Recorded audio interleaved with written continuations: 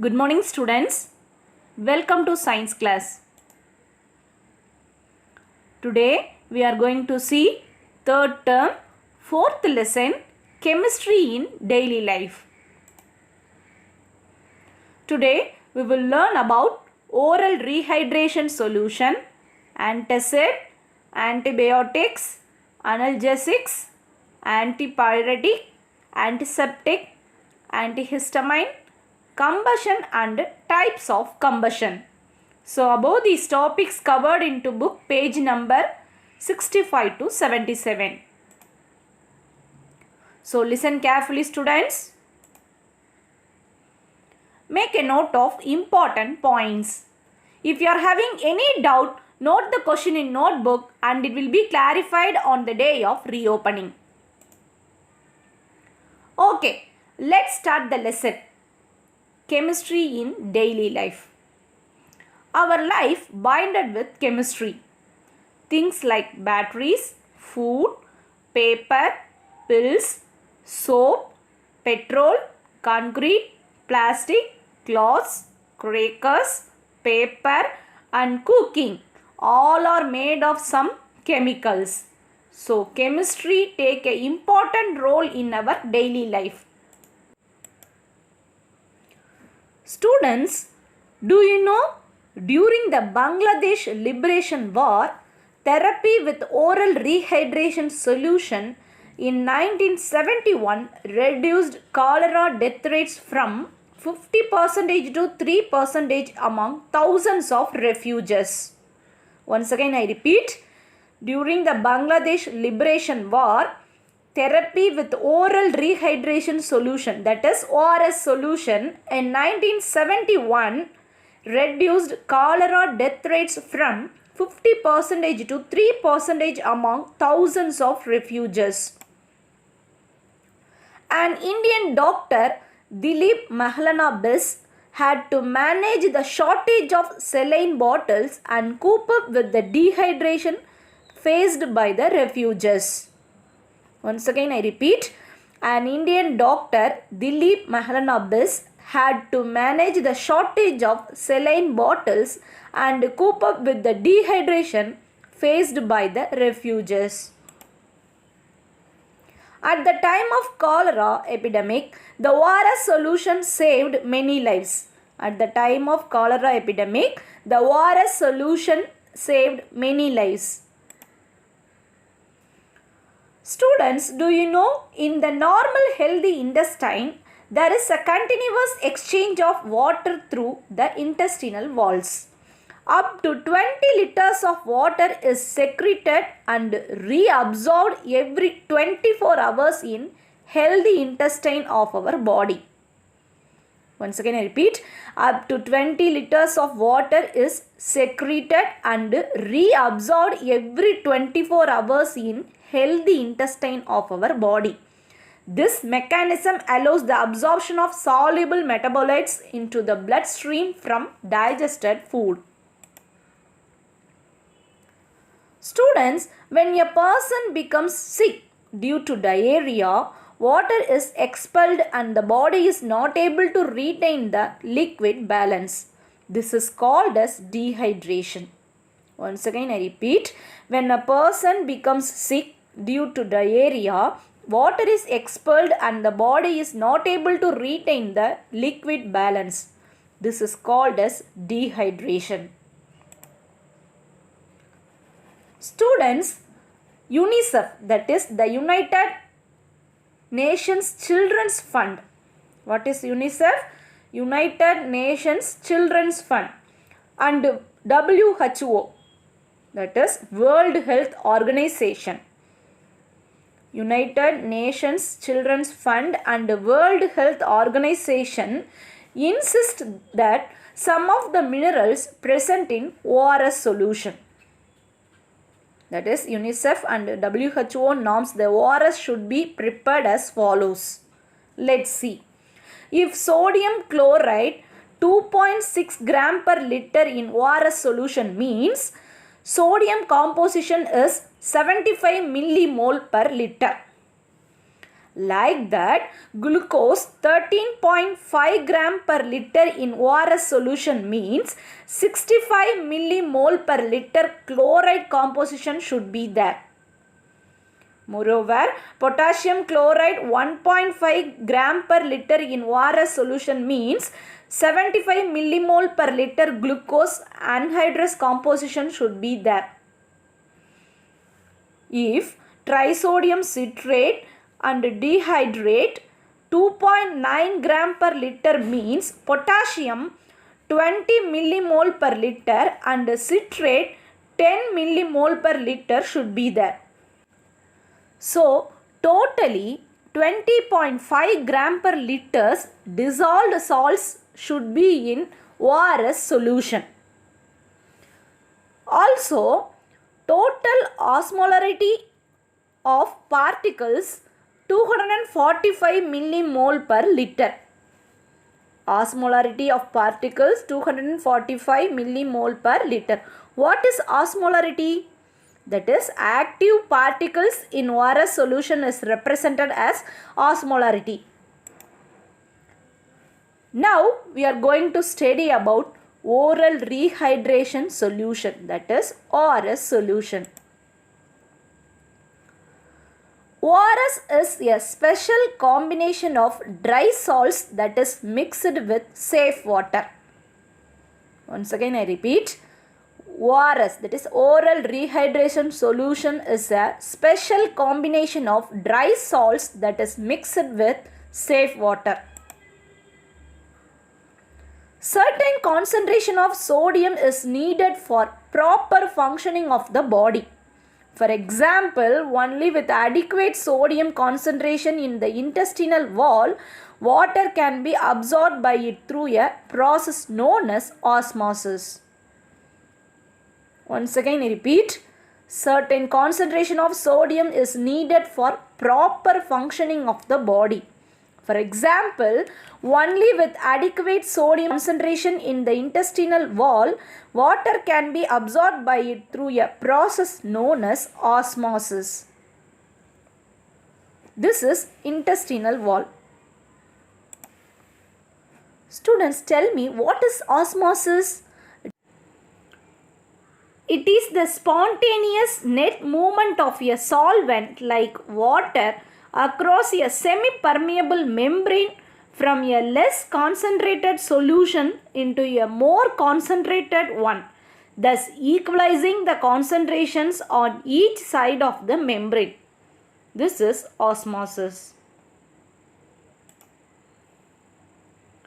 Let's see recommended treatment for acute diarrhea. What is the recommended treatment for acute diarrhea? That is ORS solution. We will see how to protect child from diarrhea.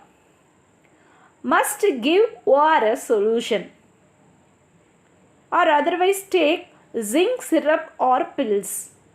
Take light food. Also take fluids, that is juices, with a proper sanitation. Regular vaccination. Taking vitamin A foods. At last, proper hand wash. So these are the things to remedy for diarrhea. Students, how to prepare homemade ORS solution? Let's see. First, take 4 cups of clean drinking water. Then mix half small spoon of salt. Then third step, mix 6 small spoons of sugar. At last, mix it thoroughly. We will get ORS solution. That is, we will get homemade ORS solution. Students, do you know World ORS Day is observed on 29th July. Once again I repeat, World ORS Day is observed on 29th July. Yes, it helps to cure dehydration, helps to treat diarrhea. So it is good rehydration solution. Now we are going to learn about antacid. When we have acidity or heartburn, we are administered a class of medicines known as antacids. Once again I repeat, when we have acidity or heartburn, we are administered a class of medicines known as antacids. Yes, it is available in the form of pills or syrups. When we are using antacid, let's see. Acidity is a set of symptoms caused by excess production of acid by the gastric glands of the stomach. Once again I repeat, acidity is a set of symptoms caused by excess production of acid by the gastric glands of the stomach. Your stomach naturally produces gastric or hydrochloric acid to help digest and break down food. Your stomach naturally produces gastric or hydrochloric acid to help digest and break down food. While our stomach secretes lot of acid, antacid helps to regulate the stomach. That is, antacid is a base substance. While we take antacid, neutralization occurs in stomach. While we take antacid, neutralization reaction occurs in stomach. Most of the common antacids are sodium bicarbonate, magnesium carbonate, calcium carbonate, aluminum hydroxide gel and magnesium hydroxide. Once again I repeat, most of the common antacids we are using sodium bicarbonate, magnesium carbonate, calcium carbonate, aluminum hydroxide gel and magnesium hydroxide. Now we are going to learn about antibiotics. Students, once upon a time in 1928, Dr. Alexander Fleming, British bacteriologist, made a research on Staphylococcus bacteria.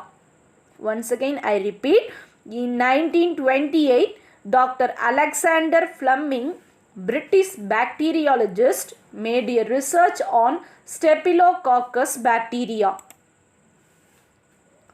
He was involved in research on Staphylococcus bacteria. This bacterium was meant to cause deadly diseases such as pneumonia, sore throat, etc. Once again I repeat, he was involved in research on Staphylococcus bacteria. This bacterium was meant to cause deadly diseases such as pneumonia, sore throat, etc. The discovery happened while he was in research culturing bacteria on a nutrient agar media in a petri dish. Once again I repeat, the discovery happened while he was in research culturing bacteria on a nutrient agar media in a petri dish. After several days, he observed the growth of mold on a part of the petri dish. After several days, he observed the growth of mold, that is kind of common fungus which grows on stale bread or cheese on a part of the petri dish. He also observed that there was no bacterial growth surrounding the mold, which indicated that something in the mold had prevented the growth of bacteria in the culture medium. On further research, Fleming identified that the mold juice was capable of killing a wide variety of harmful bacteria such as Streptococcus, Meningococcus and Diphtheria bacillus. Once again I repeat, he also observed that there was no bacterial growth surrounding the mold, which indicated that something in the mold had prevented the growth of bacteria in the culture medium. On further research, Fleming identified that the mold juice was capable of killing a wide variety of harmful bacteria such as Streptococcus, Meningococcus and Diphtheria bacillus. So, the first antibiotic, world's first antibiotic penicillin was discovered in the year of 1928. For that, Alexander Fleming received the Nobel Prize in Medicine in 1945 along with his two colleagues. So, world's first antibiotic is penicillin. So, tell me, what is antibiotic? The biosynthesized chemicals isolated from the plants, microorganisms and used as medicines against infectious diseases. These substances were called as antibiotics. Once again I repeat, what is antibiotic? The biosynthesized chemicals isolated from the plants, microorganisms and used as medicines against infectious diseases. These substances were called as antibiotics. Example: chlorophenicols, tetracyclines, penicillin derivatives, cephalosporin and their derivatives. Today, many infectious diseases in the world are rare due to the advancement in antibiotic research. Today, many infectious diseases in the world are rare due to the advancement in antibiotic research. Students, do you know antibiotics don't work for viruses like cold and the flu? Antibiotics don't work for viruses like cold and the flu. Students, now we are going to learn about analgesic, that is painkiller. Injury, burn, pressure from sharp objects and other conditions cause pain in our body. Once again I repeat, injury, burn, pressure from sharp objects and other conditions cause pain in our body. Back pain, neck pain, joint pain, headaches, pain from nerve damage, pain from an injury and pain related to diseases are some of the most common pains. Once again I repeat, back pain, neck pain, joint pain, headaches, pain from nerve damage, pain from an injury and pain related to diseases are some of the most common pains. Students, when we are affected by fever, often we are administered paracetamol. So, paracetamol interact with the receptors and reduce the intensity of pain signals to the brain. Also suppresses the release of substances called prostaglandins that increase pain and body temperature. Once again I repeat, when we are affected by fever, often we are administered paracetamol. Paracetamol interact with the receptors and reduce the intensity of pain signals to the brain. Also suppresses the release of substances called prostaglandins that increase pain and body temperature. See the picture, students. First, pain source. Second, pain messages move through peripheral nerves and up the spinal cord. Third, brain interprets the messages as pain. At last, brain sends pain suppressing chemicals and triggers other responses. Once again I repeat, this is pain source. Then pain messages move through peripheral nerves and up the spinal cord. Then third, brain interprets the messages as pain. At last, brain sends pain suppressing chemicals and triggers other responses. So what is analgesic? Analgesics are painkillers or the pain suppressing chemicals released by the body. They suppress the feeling of pain. Tylenol, Advil, Motrin, Brufen are the examples of analgesic pills. Do you know, students, anesthetics? The first local anesthetic was isolated from cocoa leaves by Albert Niemann in Germany at 1860. Once again I repeat, the first local anesthetic was cocaine. It was isolated from cocoa leaves by Albert Niemann in Germany at 1860. Let's see the traditional anti-inflammatory agents. Peppermint and catnip are the anti-inflammatory agents. There are two types of analgesics. First one, non-narcotic analgesics. Second one, narcotic drugs. Non-narcotic, that is non-addictive. Example, aspirin. Narcotic drugs. Example, codeine. Now we are going to study about antipyretic. Anti means against. Pyretic means feverish. So drug against fever. Let's learn about antipyretic.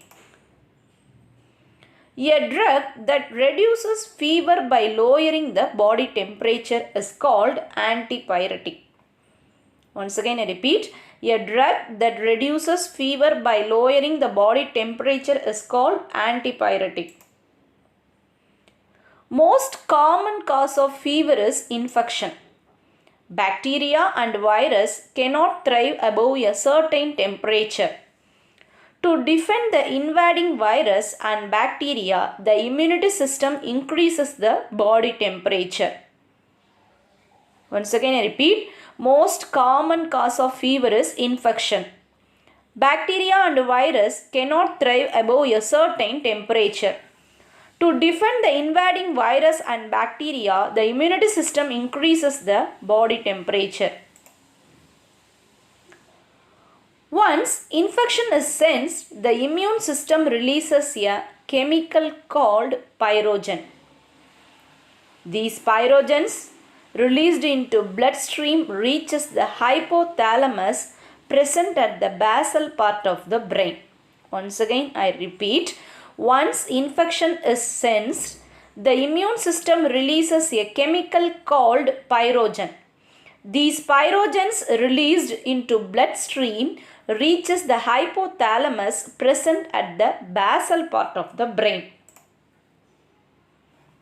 Sensing the pyrogens, hypothalamus increases the body temperature by releasing a chemical called prostaglandin. Once again I repeat, sensing the pyrogens, hypothalamus increases the body temperature by releasing a chemical called prostaglandin.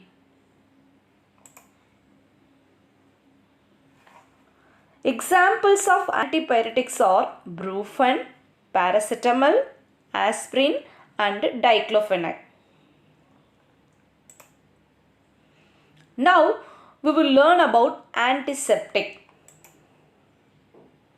What is antiseptic? Antiseptics are substances applied to the exterior of a body that kill or inhibit microbes and infective agents. Once again I repeat, antiseptics are substances applied to the exterior of a body that kill or inhibit microbes and infective agents. Do you know, students, what is the mixture of Dettol and mixture of tincture? Let's see. Dettol is a mixture of chloroxylenol and terpineol. Once again I repeat, Dettol is a mixture of chloroxylenol and terpineol. Let's see the mixture of tincture. It is a mixture of iodine, 2 to 3% of alcohol and water mixture, soap, iodoform, phenolic solutions, ethanol and boric acid. Once again I repeat, Dettol is a mixture of chloroxylenol and terpineol.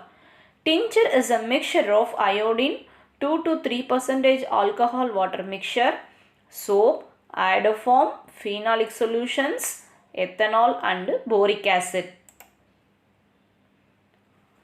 Students, garlic, turmeric and aloe vera are the natural antiseptic substances. Once again I repeat, garlic, turmeric and aloe vera are natural antiseptic substances.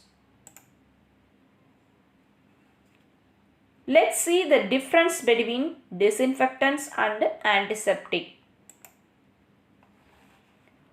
All antiseptics are disinfectants, but all disinfectants are not antiseptic. Antiseptic can be applied on the live tissues, for example, skin or mucus. Disinfectants can be applied on inanimate object, for example, surface, lab working tables and floor. Savlon, Dettol are the examples of antiseptic solutions. Harpic, Lysol are the examples of disinfectants. Now we are going to study about antihistamine. What is antihistamine? Antihistamines are defined as drugs that combat the histamine in the body that are used for treating allergic reactions and cold symptoms. Histamine is a chemical messenger involved in number of complex biological reactions. Once again I repeat, antihistamines are defined as drugs that combat the histamine in the body that are used for treating allergic reactions and cold symptoms. Histamine is a chemical messenger involved in number of complex biological reactions. When we affect the symptoms like cough, headache, skin rash, sneezing, eye redness, itchy skin, runny nose, lacrimation from the eyes, burning and dry skin, we must take antihistamine tablets. Example, diphenylhydramine, chlorpheniramine and cimetidine. Now we are going to study about medicine. What is medicine? Medicines are used to treat the disease and to improve our health. Once again I repeat, medicines are used to treat the disease and to improve our health. Tamil poet Thiruvalluvar says in Kural 948, நோய் நாடி நோய் முதல் நாடி அது தணிக்கும் வாய் நாடி வாய்ப்பச் செயல். விளக்கம், நோய் இன்னதென்று ஆராய்ந்து, நோயின் காரணம் ஆராய்ந்து, அதை தணிக்கும் வழியையும் ஆராய்ந்து, உடலுக்கு பொருந்தும்படியாகச் செய்ய வேண்டும். That is, diagnose the disease and understand its seeds, identify the cause and make sure it succeeds. Once again I repeat, diagnose the disease and understand its seeds, identify the cause and make sure it succeeds. There are many ways to intake the medicine. Oral use, external use and injections. Injections may be intramuscular or intravenous. Students, always we must alert while taking medicines. Take the medicine with proper doctor consultation. Take the amount of medicine should be with the doctor prescription.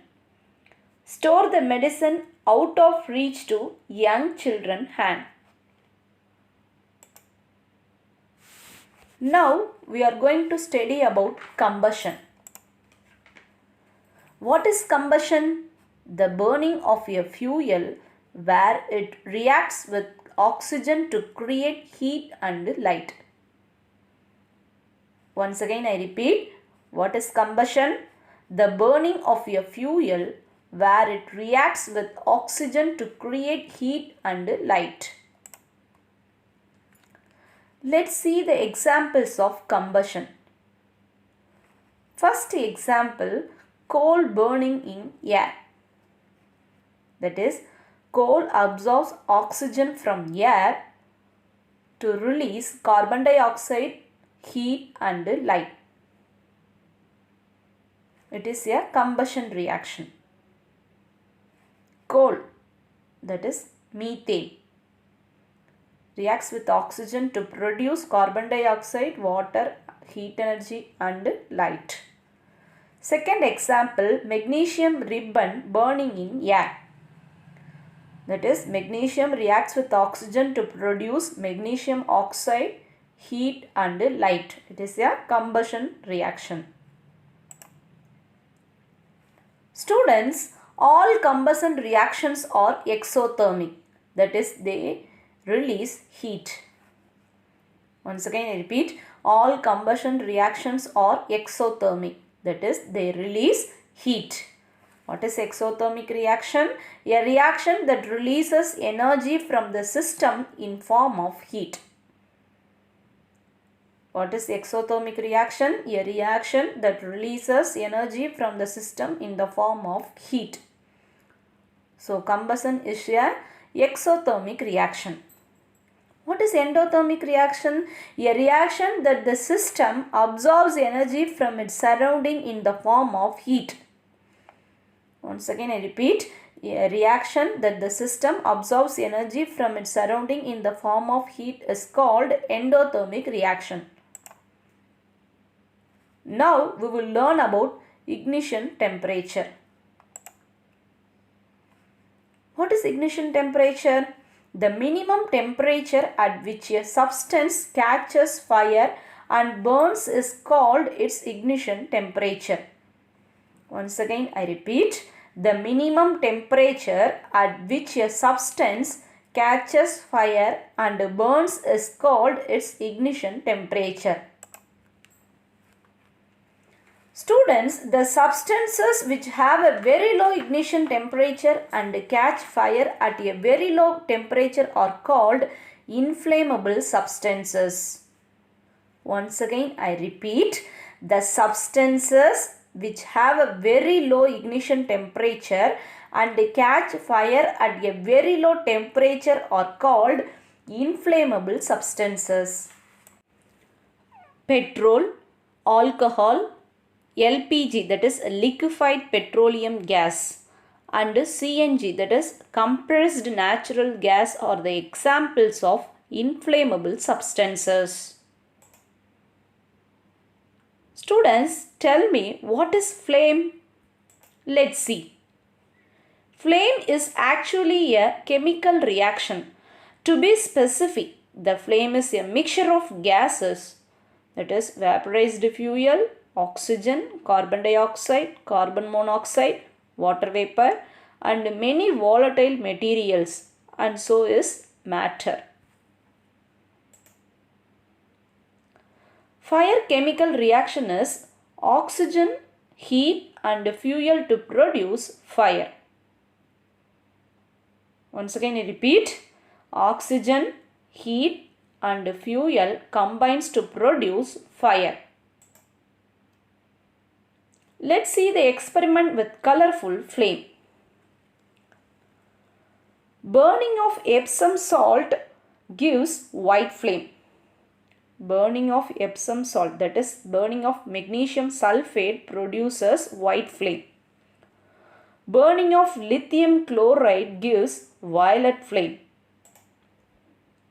Like that, potassium chloride produces indigo flame. Next, burning of bleaching powder produces blue flame. Next, burning of borax powder produces green flame. Next, burning of calcium chloride produces yellow flame. Then, burning of table salt produces orange flame. At last, burning of strontium chloride produces red color flame. So, these are the different color flames produced by the different salts. So, now tell me, what is flame? Flame is a zone of combustions of a combustible substance. Flame is a zone of combustions of a combustible substance. Substances which vaporize during burning produce flames. Substances which vaporize during burning produce flames. Example, wax, kerosene, etc. Students, let's see the structure of a candle flame. See the picture, students. This is outer zone. Here, complete combustion of the fuel takes place and the color of the flame is blue. It is the hottest part of the flame. It is the non-luminous part of the flame.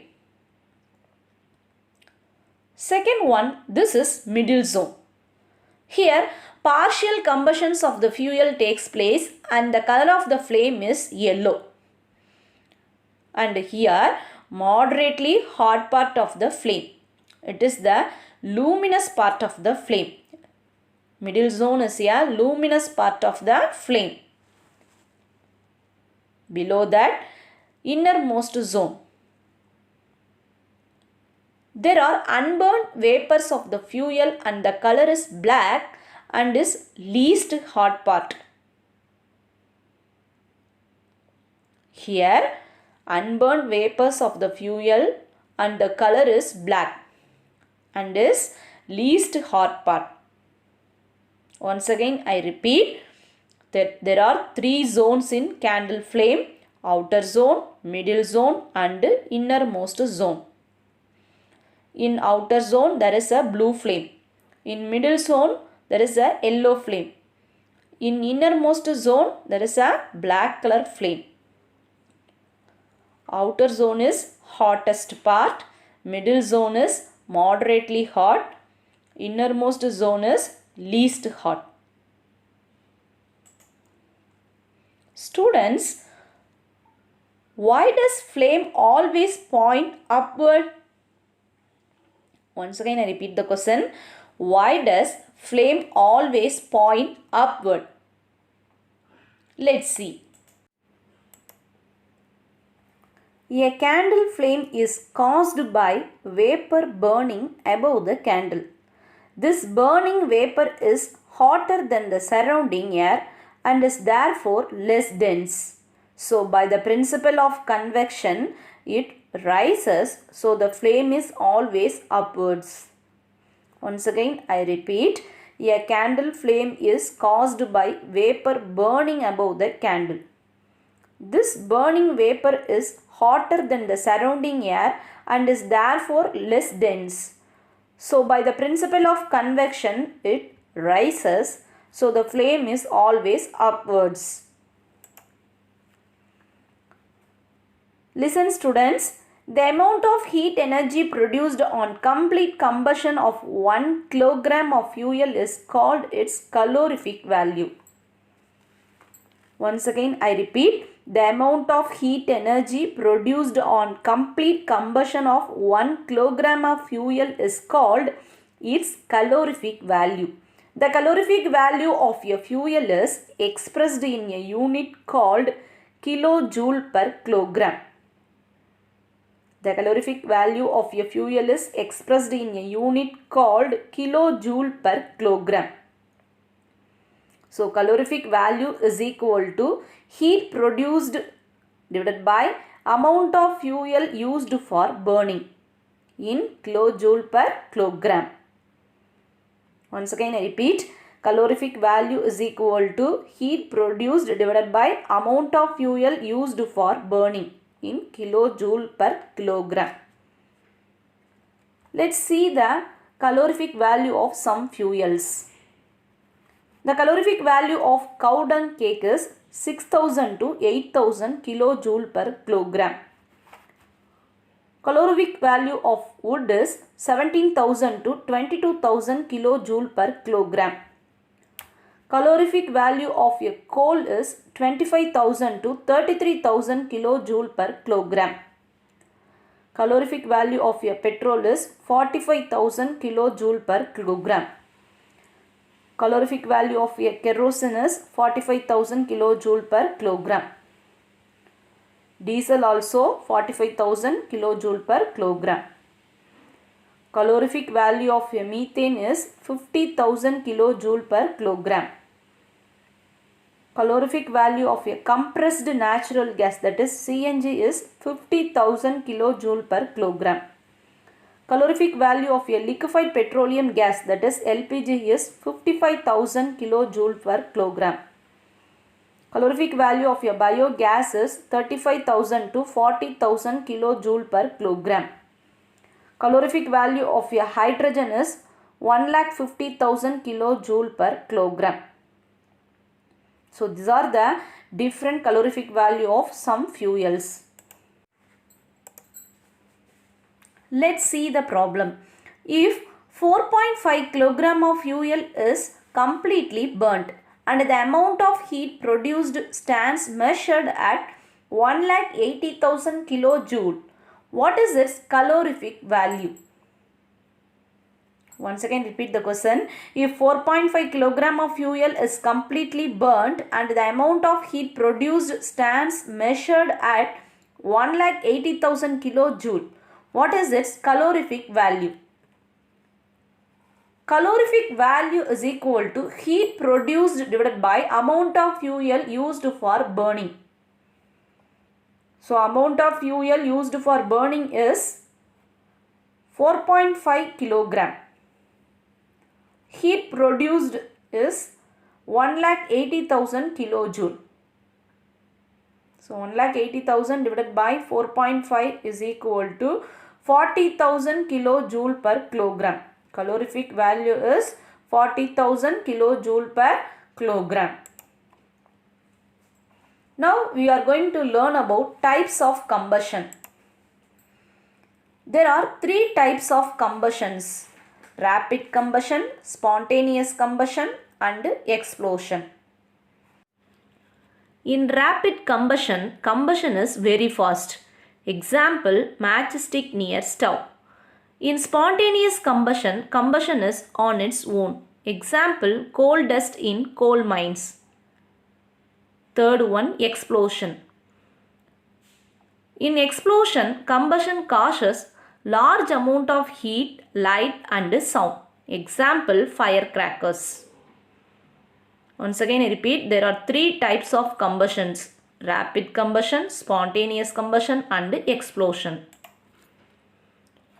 Students, do you know while we inhale carbon monoxide leads to respiratory problem?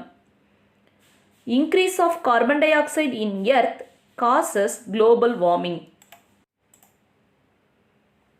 Students, do you know acid rain? Let's see. Carbon dioxide, sulfur dioxide and nitrogen dioxide are the gases from industries react with air to produce carbonic acid, nitric acid and sulfuric acid. So these acids comes to the earth as acid rain. Next we will learn about fuel. What is fuel? Fuel is a combustible substance which produces a large amount of heat and energy on burning in air. Fuel is a combustible substance which produces a large amount of heat and energy on burning in air. Let's see the qualities of good fuel. The good fuel is readily available. It should be low cost. It is easy to store and transport. It has high calorific value. It should not pollute. That is, there is no smoke. It is low content of non-combustible matter. That is, less residue. Once again I repeat, qualities of good fuel. Good fuel is readily available, has low cost, easy to store and transport. It has high calorific value, should not pollute, low content of non-combustible matter. That is, it produces only less residue. Students, let's see the fire triangle. For a combustion reaction to occur, three things must be present. What are the three things? Fuel, oxygen and heat. See the picture, this is fire triangle. For a combustion reaction to occur, three things must be present. Fuel, oxygen and heat. Here, what is the work of fuel? Substance which undergoes combustion. What is the work of oxygen? Air supplies oxygen. Then heat to reach ignition point. Now we are going to study about fire extinguisher. What is fire extinguisher? A fire extinguisher cut off the supply of air or bring down the temperature of the fuel or both and controls the fire. Once again I repeat, a fire extinguisher cut off the supply of air or bring down the temperature of the fuel or both and controls the fire. Students, tell me, how does a fire extinguisher work? Let's see. See the picture. This is carbon dioxide fire extinguisher. Let's see the work of fire extinguisher. Portable fire extinguishers apply an extinguishing agent that will either cool burning fuel, displace or remove oxygen, or stop the chemical reaction so fire cannot continue to burn. Once again I repeat, portable fire extinguishers apply an extinguishing agent that will either cool burning fuel, displace or remove oxygen, or stop the chemical reaction so fire cannot continue to burn. Students, when the candle of an extinguisher is compressed, it opens and the inner canister of high pressure gases forces the extinguishing agent from the main cylinder through a siphon tube and out the nozzle. Once again repeat, when the candle of an extinguisher is compressed, it opens and the inner canister of high pressure gases forces the extinguishing agent from the main cylinder through a siphon tube and out the nozzle. At last, a fire extinguisher works much like a can of hairspray. Students, how to use a fire extinguisher? Let's see. It is easy to remember how to use fire extinguisher if you remember the acronym PASS. That is pull, aim, squeeze and sweep. First, pull the apparatus, aim the point, squeeze and sweep. How to use a fire extinguisher? Pull the apparatus, aim the point, then squeeze and sweep. Let's see the types of fire extinguishers. The most common types of fire extinguishers are air pressurized water extinguishers, carbon dioxide extinguishers and dry chemical powder extinguishers. Once again I repeat, the most common types of fire extinguishers are air pressurized water extinguishers, carbon dioxide extinguishers and dry chemical powder extinguishers. Students, The different types of extinguishers tackle different types of fire. Once again repeat, the different types of extinguisher tackle different types of fire. We will see one by one. First one, water extinguisher. It is used for combustible materials like wood, paper, but do not use on liquid or electric fires. Second one, foam extinguisher. It is used for combustible materials and flammable liquids. Paint and petrol are the examples of flammable liquids, but it is not suited to domestic use. Third one, dry powder extinguisher. Dry powder extinguisher contains sodium bicarbonate, potassium bicarbonate and sodium hydroxide. This extinguisher used for combustible materials, flammable liquids, flammable gases, flammable metals and electrical equipments. Butane and methane are the gases example for flammable gases. Lithium and potassium are the examples of flammable metals. Computer and generators are the examples of electrical equipment. Here, dry powder extinguisher can be used safely up to 1000 volts. Fourth one, carbon dioxide extinguisher. It is used for flammable liquids and electrical equipment. It is safe on both high and low voltage. Fifth one, wet chemical extinguisher. It is used for combustible materials and deep fat fryers. Chip pans are the examples of deep fat fryers. Wet chemical extinguisher used on extremely high temperatures. These are the different types of extinguisher tackle different types of fire. Students, fire extinguishers can be broadly classified into 5 types. What are the 5 types? Let's see. First one, water extinguisher. Second one, foam extinguisher. Third one, dry powder extinguisher. Fourth one, carbon dioxide extinguisher. Fifth one, wet chemical extinguisher. Students, there are 5 classes of fire. That is class A, class B, class C, class D and class E. We will see one by one. Class A fires from combustible materials. That is, it caused by flammable solids such as wood, paper and fabric.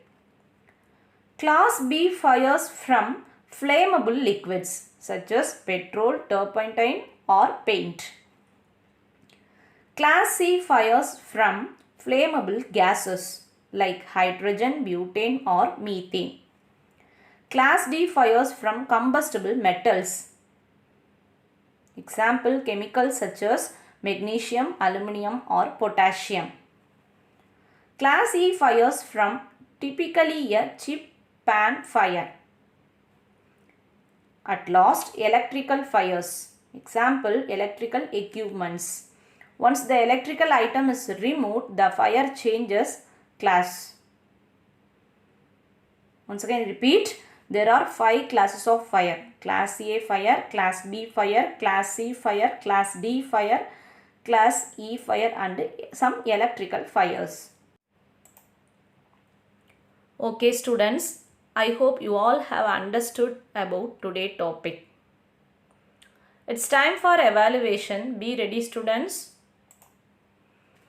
Answer the following questions. First question, name a substance which can be used as an antiseptic as well as disinfectant. Second question, what are the main constituents of Dettol? Third question, name the unit in which the calorific value of a fuel is expressed. Fourth question, how many types of combustion are there? Fifth question, what are the essential requirements for producing fire? Okay students, fifth lesson, animals in daily life will start in next session. Thank you.